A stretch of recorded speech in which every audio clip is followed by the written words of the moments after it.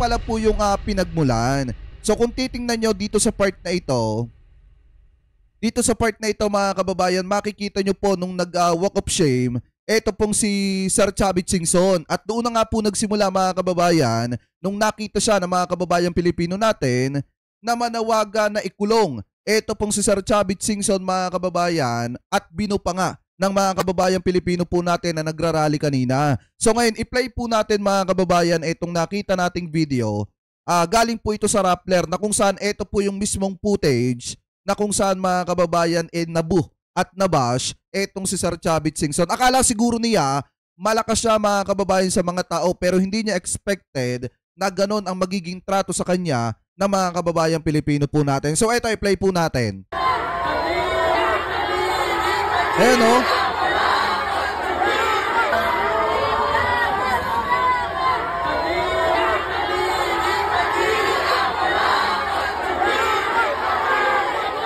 Grabe no?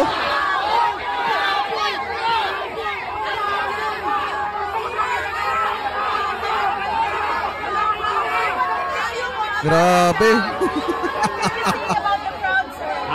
What can you say about the crowd? Halo-halo, walang pagkakaisa eh. Dapat magkaisa sila. How do you feel, sir? May mga interest sila eh. Tinatanong si Sir Chavit Singson dito kung ano yung masasabi doon sa crowd, doon sa ingay na nasa paligid po niya mga kababayan. So ayon sa kanya, may kanya-kanya daw mga kababayan na interest, hindi daw po nagkakaisa. So kaya ganun daw mga kababayan yung sinasabi. Anyway, tuloy pa natin. Dapat, it should be one move just to remove the president. Powerful. Yan mo na tanggalin. Are you one with the protesters, sir? Are you also? Ala! Sir, galit sila, kurakot daw kayo. Kasama raw kayo sa kurakot. Mga atakbog na nagsasabi doon, mga ululaso, binabayaran. Kita niya mga kababayan ha, yan ang tirada nila kapag sila na ang tinatamaan.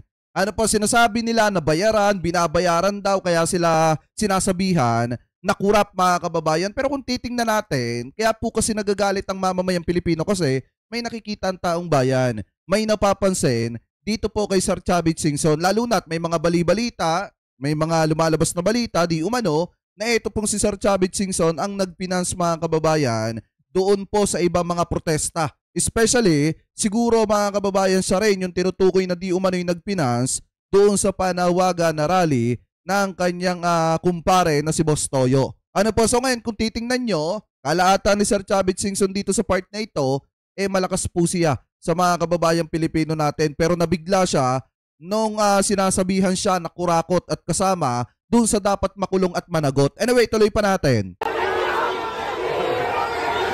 Grabe no? Yan no? Hindi naman umuwi ako rito eh. May balak po ba kayo sana magsalita? Wala.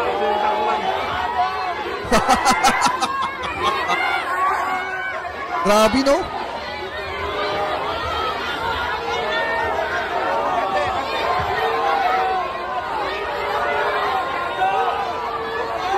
Ang saklap nito mga kababayan, basang-basa siya sa pambabatikos ng taong bayan ngayon. Diba dati, nung umatras siya sa pagtakbo niya bilang senator, nung midterm election mga kababayan, ang dami po nang pumuri sa kanya. Kasi unang-una, hindi naman po natin maikakaila na may nagawa din naman etong si Chavit Singson para tulungan yung ekonomiya ng Pilipinas. In the same time, kung titingnan nyo mga kababayan, marami din naman ang sumusuporta sa kanya noon. Kaso ang problema, nabaligtad yung sitwasyon ngayon na saglit na marami pong sumuporta sa kanya, marami po ang tumutuya sa kanya ngayon dahil nga doon sa mga binitawan niyang pahayag noong mga nakaraang araw na kung saan, inamin din naman niya mga kababayan na may construction company sila and then contractor din sila. Ano po, so ngayon ituloy pa natin. Saklap no?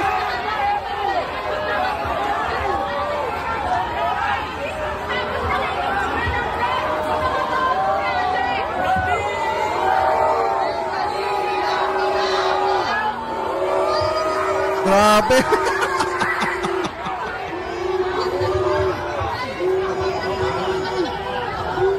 Anong village po ito? Corinthians. Corinthians. So dito sila, dito yung village na pupuntahan niya. At yung mga tao, nagalit, nag-boo noong dumaan si Chavit Singson. So ngayon mga kababayan, ito naman po yung footage na kung saan mga kababayan sinasabihan siyang dapat makulong. Ano po dapat ikulong? Kasi sabi nga dito, sabi nga mga kababayan ng caption dito ni Benny A. Milana, ayan, punta-punta ka pa kasi, napahiya ka tuloy. Chavit Singson napahiya sa rally. Bakit daw? Pakinggan nyo.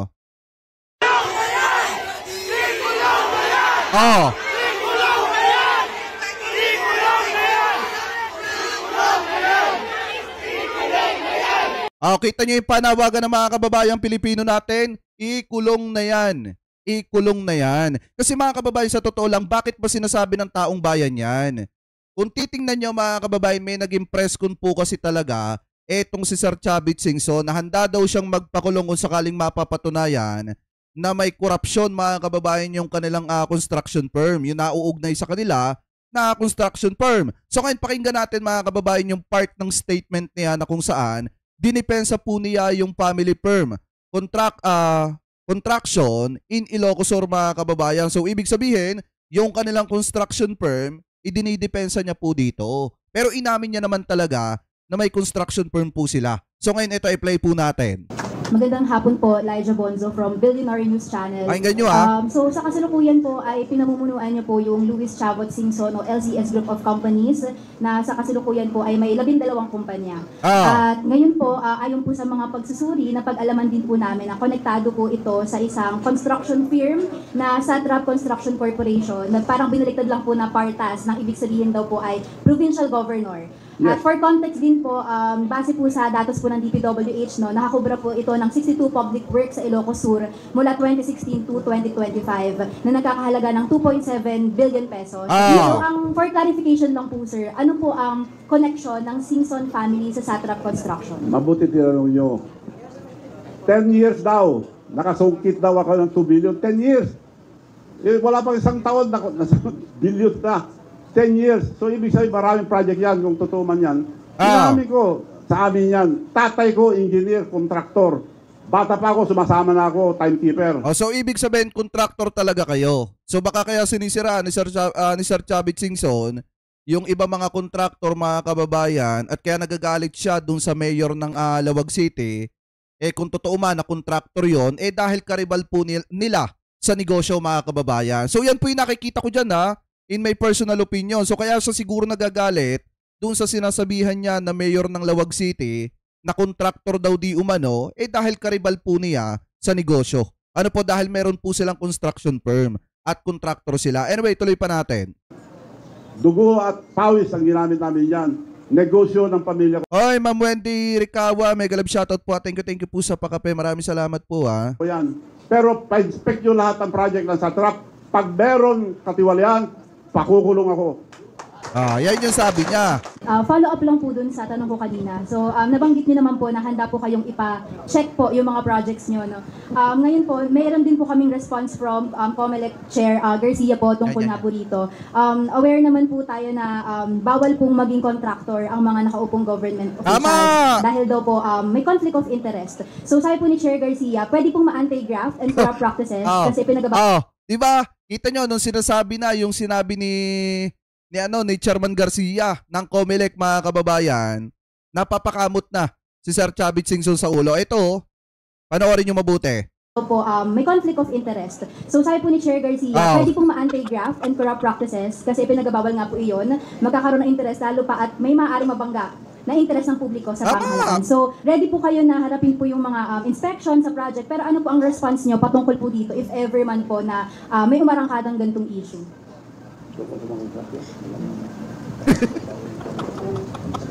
Oo, ang marami na-appoint na nagbibitaw muna mga mga pwesto. So, ganun lang yun. Hindi, ang problema nga kasi dito mga kababayan, yung kanya kasing pamilya, mga nasa sa gobyerno, mga nasa sa pwesto. Kaya nga kung titingnan nyo nung tinalakay natin, yung construction firm ng kanilang pamilya. May ipinakita ko sa inyong video na galing po sa Bilyonaryo News Channel. In the same time, may mga kamag-anak nga na congressman, may mga mayor pa nga ata, mga kababayan. In the same time, noong mga panahon na yon, nasa sa posisyon din etong si Sir Chavit Singson. So ngayon, ang sinasabi kasi ng COMELEC, bawal mangontrata, mga kababayan, ang isang taong may posisyon sa gobyerno kasi nga magkakaroon ng conflict of interest. And then possible pa nga na pumasok yan sa graph, kababayan. So ngayon, kung titingnan nyo, dito nga habang ipinapaliwanag kay Sir Chavit Singson, napapakamot siya sa ulo. Kasi alam niya yan. Alam niya talaga, mga kababayan, na bawal maging kontraktor ang isang politiko. Ang nakakapagtaka dito, bakit nagpatuloy pa rin yung kanilang construction firm kahit nasa posisyon sila? Ano po, so ngayon ituloy pa natin. Bawal kung nandun ka pa rin, conflict of interest. To show you one example, when I was young, I was the biggest trader of tobacco in the entire North. Nung na-elect akong governor, binitawan ko ang magandang negosyo dahil doon ako kumita ng gusto. Ang Virginia Tobacco ay ano ng Amerika yan, sarili nila, walang iba. Ispagin lang ni Harry Stonehill yung buto ng Virginia Tobacco. That's the main ingredient of cigarette. Pero so, ako ang pinakamalaki trader nung na-elect akong governor, nagbitaw ako. Okay, iba na naman, mga kababayan, yung sinasabi. Ang tinatanong nga sa kanya, sasagutin niya lang naman kung alam niya ba, mga kababayan, yung tawag dito, yung kabayaran doon sa kanilang construction firm, mga kababayan, na nagkaroon nga sila ng nagpatuloy yung kanilang construction firm kahit nasa posisyon sila. Kung alam nila yung possible na magiging kaparusahan noon. Yun kasi ang tinatanong. Dahil di ko na pwede tawaran yung farmer. Dahil ikaw kasi yung sagot Kailangan tataasin ko ng presyo para makinabang ang farmer. Yun ang delikadesa. Pero how about po, sir, ngayon na may mga relatives pa rin po kayo na nakaupo, then may mga projects pa rin pong hawak yung contracting firm nyo? Siguro baka malito kayo, mga kababayan, na ito yung sinasabi ko sa inyo. Kasi nung tinalakay natin to, nasa ano tayo nasa hotel tayo, no? Kaya hindi natin maintindihan gaano. Hindi ko intindi sa inyo ng maayos. Ito yun, no? Ayan. Baluarte ng mga Singson ang Ilocos Sur. Pero bukod sa malaki nilang pangalan sa politika, malaki rin umano ang na-corner na government projects ng kanilang pamilya. Yan ang exclusive agenda report ni Joash Malimban. Isa ang Ilocos Region sa maituturing na land of mega dynasties, ayon sa isang report ng Philippine Center for Investigative Journalism o PCIJ.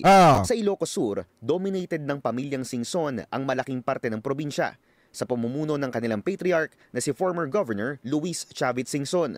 Sa kasalukuyan, nakaupong gobernador ang kapatid ni Manong Chavit na si Jerry Singson at Vice Governor naman ang anak niyang si Ryan. Kita nyo may kapatid na gobernador tapos may yung anak nung kapatid niya vice governor. Tuloy pa natin. Nakaupo naman bilang 1st District Representative ang isa pang anak ni Chavit na si Ronald Singson. Diba? Kita nyo congressman yung anak ni Sir Chavit Singson. Tuloy pa natin. Ang pinsan nitong si Christine Singson. Bukod pa yan sa mahigit 10 local positions na hawak ng mga Singson sa buong probinsya. Kilalang businessman si Manong Chavit kahit bago pa man ito sumali sa politika. Kasalukuyan niyang pinamumunuan ang Luis Chavit Singson o LCS Group of Companies na may 12 kumpanya ayon sa website nito. Kabilang ng isang power corporation, isang mining corporation at isang airline operations company. Hindi pa kabilang dyan ang Partas Bus Lines na pagmamay-ari rin ng dating gobernador. Sa pagsusuri ng Bilyonaryo News Channel, napag-alaman namin na konektado rin sa isang construction firm si Manong Chavit, ang Satrap Construction Corporation o tila binaligtad lamang na Partas. Base sa datos ng DPWH, nakakubra ang kumpanya ng 62 public works contracts sa Ilocos Sur mula 2016 hanggang 2025 na nagkakahalaga ng 2.7 billion pesos. Yan! Diyan kasi, mga kababayan, talaga nag-ingay. Yan yung isang dahilan kung bakit nag-ingay etong si Sir Chavit Singson. Kasi nga unang-una, nabuking po kasi yung 62 project na nakubra nila sa gobyerno pa mula po noong 2016 hanggang 2025. Kasi biruin nyo nung 2025 nakakuha sila ng 8 proyekto sa gobyerno mga kababayan. And then noong 2016, 8 proyekto, 2017, 2, 2018, 4, 2019, 10. And the same time mga kababayan, yung mga sumunod na taon hanggang 2021, puro dalawa yung nakuhang proyekto mga kababayan. And then noong 2022 nakakuha ng 7, 2023 nakakuha ng 14, and then 2024 nakakuha po ng 5.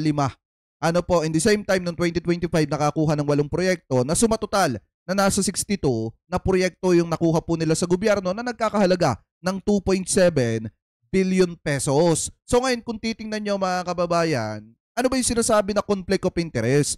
Unang-una, may kapatid siya na governor. Pangalawa, yung anak ng kapatid niya, vice governor. Yung pinsan niya, congressman. Yung anak niya, congressman, mga kababayan. So kung titingnan nyo, di ba sinasabi nga ng COMELEC, bawal po na yung isang construction company, yung nagmamay-ari, konektado sa mga politiko.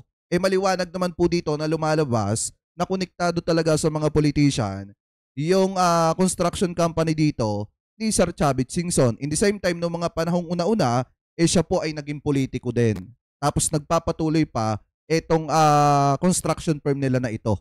So ngayon, nakikitaan talaga yan or nasisilip na may conflict of interest. Kasi nga, mga politician yung nasa likod ng construction firm na ito. So ngayon, mga kababayan, yan yung dahilan kung bakit siya nag-iingay dito po sa video na ito. Tanggalin na natin to. Yan. Kung bakit siya nag-iingay mga kababayan dito sa video na ito na handa daw siya magpakulong kung sakali mga kababayan na mapatunayan na may substandard at ghost project. Kaya nga nung ipinapaliwanag na sa kanya dito, yung batas ng COMELEC mga kababayan, rules ng COMELEC sa mga politician, napapakamot siya sa ulo. Kasi alam niya yan. Ano pang... Totoo yun. Ay, shoutout kay Maestro Paul TV ha. Thank you sa panonood ha. Pakisubscribe po natin yan. Kasamahan natin yan si Maestro Paul TV. Ayan, thank you sir sa panonood. Kung tingnan mo yung opisyal ng satrap, wala na akong pangalan doon.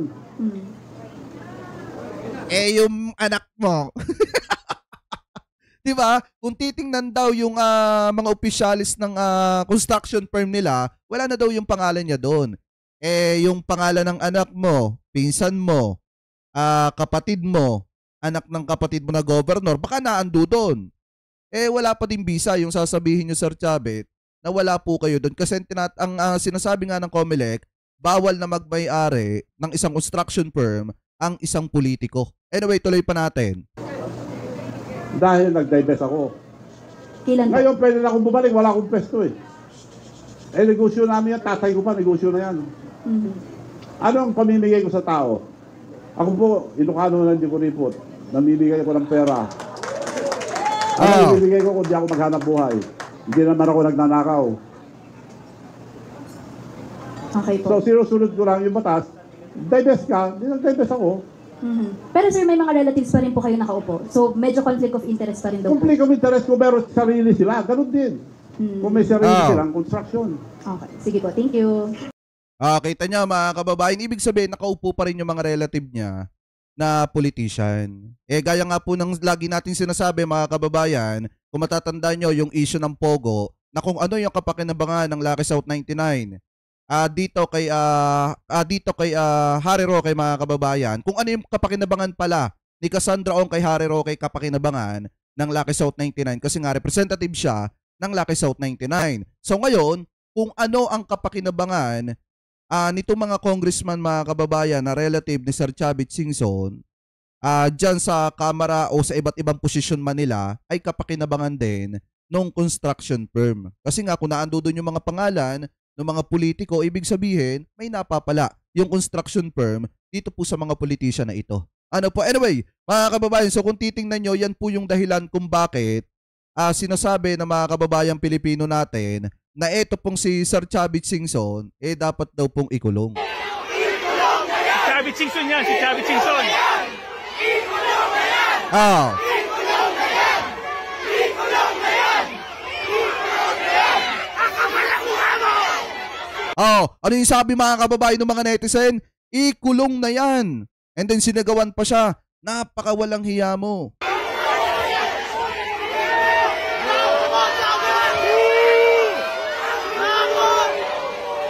Diba?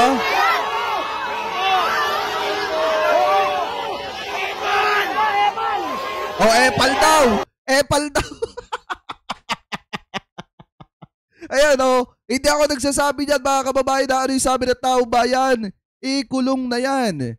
Ikulong na yan. Napakawalang hiya mo, epal.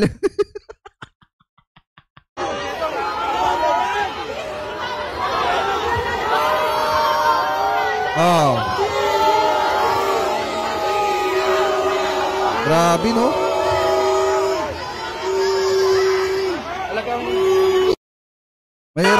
Mahirap talaga kalaban ng taong bayan, mga kababayan. Siguro kapag ka naiisip ni Sir Chavit Singson na itong nangyari sa kanya ngayong araw, siguro iniisip niya na sana hindi na lang siya nagsalita ng kung ano-ano.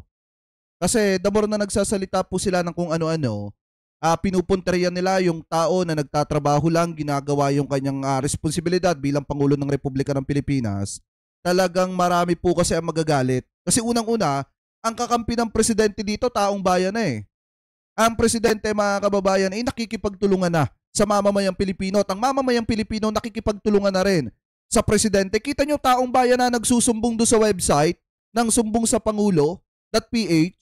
Kaya nga nalalaman ng presidente yung mga ghost project dyan, nalalaman ng presidente yung mga substandard, kasi taong bayan na po ay nakikipag-communicate sa ating Pangulo. Kaya nga sa totoo lang, mga kababayan, ano ba yung laging sinasabi ni PBBM? Mas matimbang sa kanya yung pagmamahal niya sa mamamayang Pilipino kaysa sa mga malalapit niyang kaibigan o kamag-anak niya. Kaya nga kung meron tatamaan dito na malalapit sa kanya, sorry na lang. Mas mahal niya ang taong bayan. So ngayon, alam naman nating lahat, mga kababayan, kung sino yung pinakamahal ni Presidente. Walang iba kung hindi ang mamamayang Pilipino. Kaya nga kahit kamag-anak niya, kahit pinsan niya pa nga, basta nabanggit ang pangalan, kita nyo naman, nag-step down for delikadesa. Kasi nga, unang-una, ang mandato naman talaga ng presidente dito, walang kinikilingan kahit sino. Kahit pakapamilya ka o kamag-anak ka, basta nasangkot ka, dapat kang managot. At dapat mo din namang harapin yung mga matitinding aligasyon sa inyo. So ngayon, mga kababayan, ito yung nangyari pala kay Sir Chavit Singson. Di ba naipakita natin sa unang video natin kung paano siya, mga kababayan, inisnab ng mga organizer nito pong rally na ito. In the same time, mga kababayan, sinubukan niya pala dito maglakad-lakad. Akala niya kasi malakas pa rin siya sa mga kababayang Pilipino natin doon sa mga nagrarally. Hindi niya expected na gaganyanin siya ng taong bayan. Sasabihan siya ng epal, walang hiya, at dapat ng makulong. So ngayon, mga kababayan, kung kayo ang tatanungin, ano po ang masasabi ninyo hingil po sa nangyaring kahihiyan di umano kay Sir Chavit Singson dito po sa napuntahan niyang isang rally, mga kababayan. So comment below na lamang po kung ano pong opinion at komento ninyo hingil po dyan.